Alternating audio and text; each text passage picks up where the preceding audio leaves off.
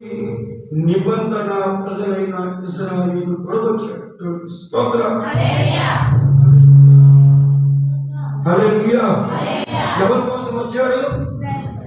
దేవుడి ప్రజల కోసం, నిబంధన ప్రజలు, దేవుడి చేత ఏర్పాటు చేయబడిన ప్రజల కోసం ఆయన ఈ లోకంలోకి వచ్చాడు.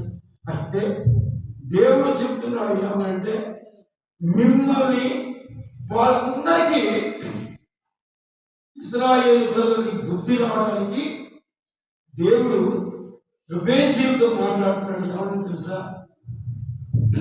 ఇదిగో మీరు ఎబేసీయులైనటువంటి మీకు మిమ్మల్ని ఇక్కడి నుంచి వెళ్ళగొట్టే అధికారం నాకు. రెండోది, ఇశ్రాయేలు ప్రజలకు అసలు వాళ్ళ స్థితి ఏంటి? సంఘం చెప్పండి. ఎప్పుడు వాక్యం వింటారుగా ఇశ్రాయేలు స్థితి ఏంటి? వాక్యం వింటారు, చదువుతారు. రెండోది ఏంటి తెలుసా? వాళ్ళు ఐగుప్తు దేశంలో ఉన్నప్పుడు వాళ్ళు బానిసత్వం బతుకులో బ్రతికారు. వారి బానిసత్వంలో బతికినప్పుడు వాళ్ళ కష్టం విలువేంటో తెలియడానికి దేవుడు ఆ బానిసత్వంలో ఉంచాడు. దేవుడు స్తోత్రం. ప్రజలతో అన్నాడు, మిమ్మల్ని బానిసత్వంలో నుండి బయటికి తీసుకురావడానికి డైరెక్ట్ గా మీకు సింహాసనం ఇచ్చారనుకో, నా విలువ మీకు తెలవదు.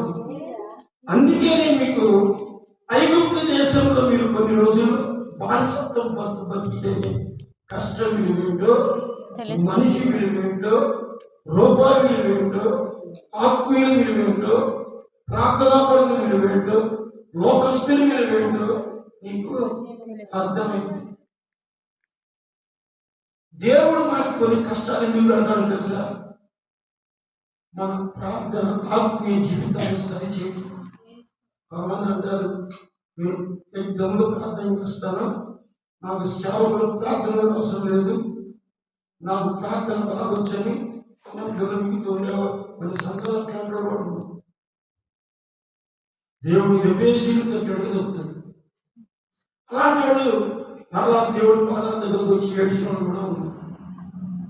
ఇప్పుడు ఈ ప్రజలతో దేవుడు చెప్పాడు, మీకు ఈ స్థితిలో ఉన్నారు కదా, డైరెక్ట్ గా నేను కనాను దేశము పాలు తేళ్లు ప్రవహించే దేశంలో మిమ్మల్ని తీసుకెళ్తే నీ దేవుడైన యెహోవా మీకు శ్రేష్టమైన దాన్ని ఇచ్చాను, ఘనమైనది ఇచ్చాను, విలువైనది ఇచ్చాను, గౌరవార్థమైనది ఇచ్చాను, ఆశీర్వాదకరమైనది. ఏంటిది?